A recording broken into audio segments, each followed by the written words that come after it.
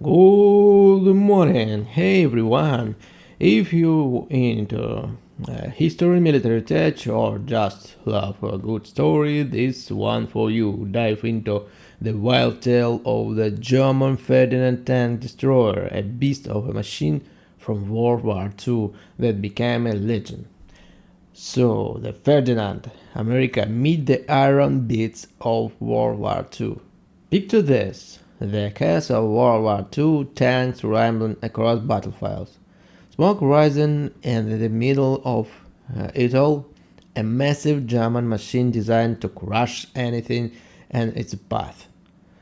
That's the Ferdinand, a tank destroyer that became a symbol of Germany engineering during the war. It was a monster on track, built to take out enemy tank with the one shot, but behind its tough exterior and had some serious issue that made it both legend and lesson in what happens with ambition meet reality. Back in the early 1940s, Germany was deep in World War II, pushing hard to dominate the battlefield. They needed a new tank counter the two Soviet tanks like the T-34 and Kiwi-1, so they held a competition to design the ultimate war machine. Two big players stepped up: the Henschel company and a guy named Ferdinand Porsche. Yep, the same Porsche we know today for sleek sport car. Porsche was the rock star of engineering. He poured his heart into a tank design calling the VK4501P. And two, it was a winner, but the Hensel company the Tiger tank stole the show. Porsche design got rejected. Most people will be called it quits, but not Ferdinand Porsche.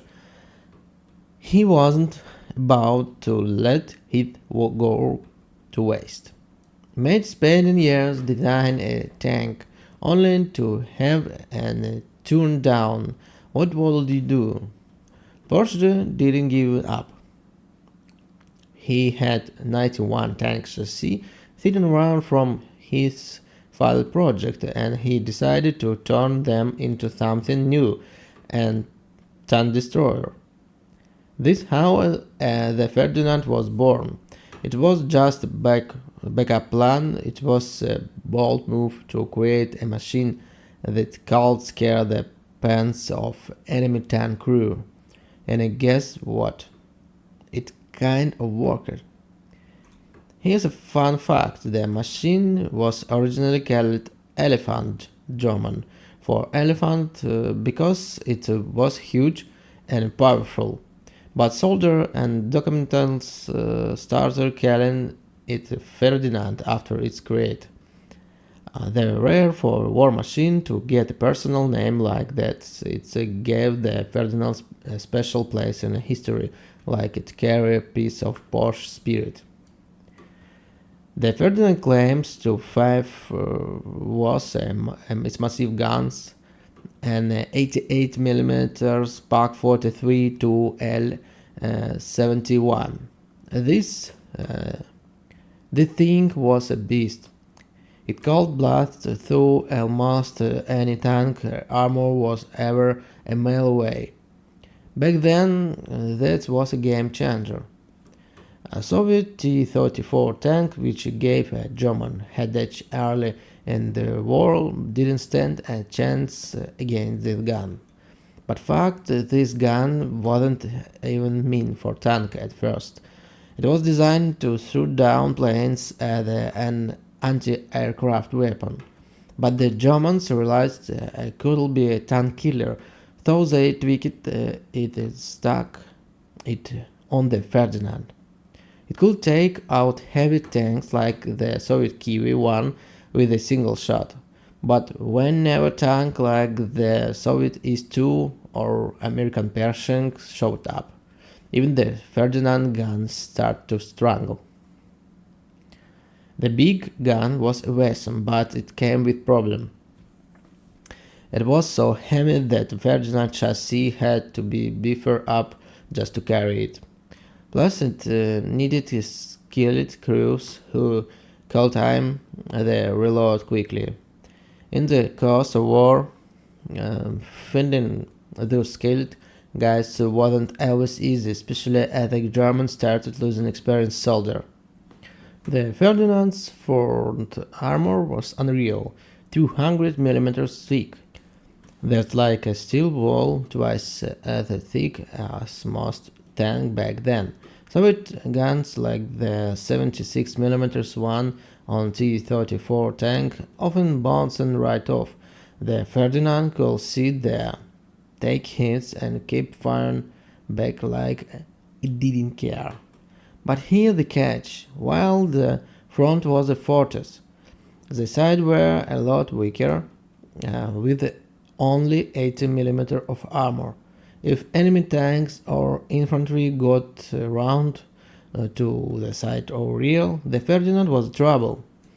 And in a fast-moving war where enemies could flank you, that was a big problem. The Ferdinand roof it wasn't nearly as protected at the front, so Soviet planes like the Il-2, nicknamed Black Death by the Germans, could snoop in the chaos havoc. On the ground, enemy infantry could get close and toss grenades or plant explosive under their tracks. Even the mightiest machine had as vulnerabilities. If the Ferdinand had one big flaw, it was speed, or lack of it. Weighing 65 tons, this thing was a heavyweight champ but moving like a sloth. On road terrain, it could barely hit 15 km per hour, that's about 9 miles per hour. Compare that to a T-34, which called zip around as the 50 kilometers per hour, 31 miles per hour. The Ferdinand wasn't built for quick getaways or fast maneuvers. The massive weight has other headaches.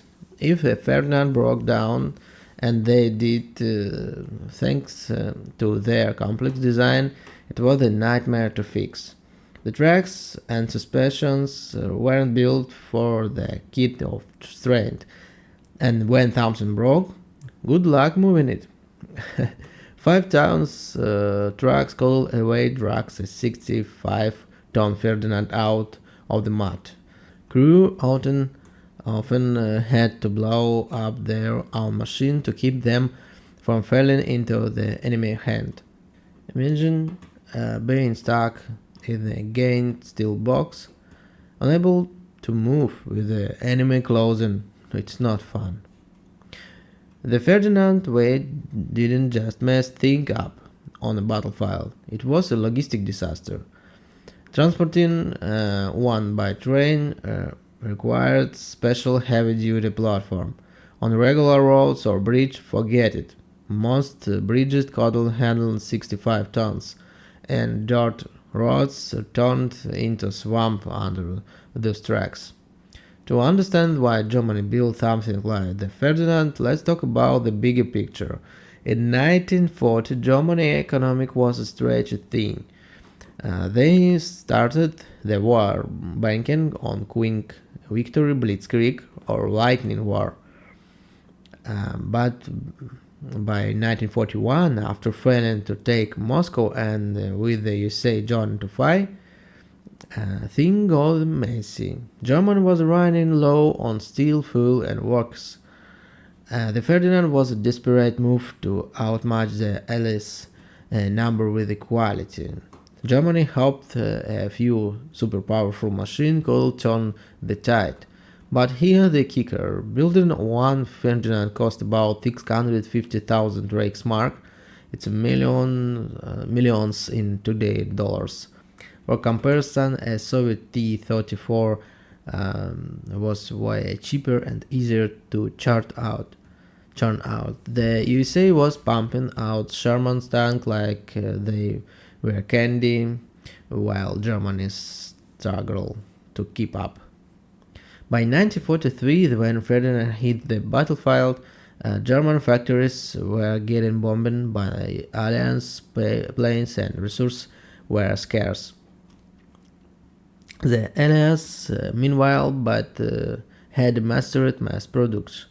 The Soviet cattle lost the T-34s and have 20 more ready the next day. Germany could afford to lose even one Ferdinand. It was a classic case of quality versus quantity, and the quantity won. The Ferdinand got its big debut at the Battle of Kursk in July 1943, one of the biggest tank battles ever.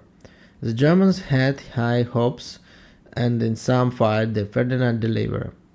That the story of one Ferdinand talking about over 20 Soviet tanks in a single day, shrugging off hits like they were nothing.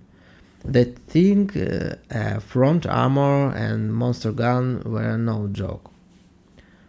But Kursk also showed the Ferdinand limits. Its low speed made a sitting duck for Soviet artillery and planes, and without machine guns it was helpless against infantry who got close with the grenade or mines. By the end of the battle, many Ferdinands were knocked out, not always by enemy fire, but by breakdowns or getting stuck. The Ferdinand became a legend, especially among Soviet soldiers. They swept stories about these invisible German machines that could wipe out entire units.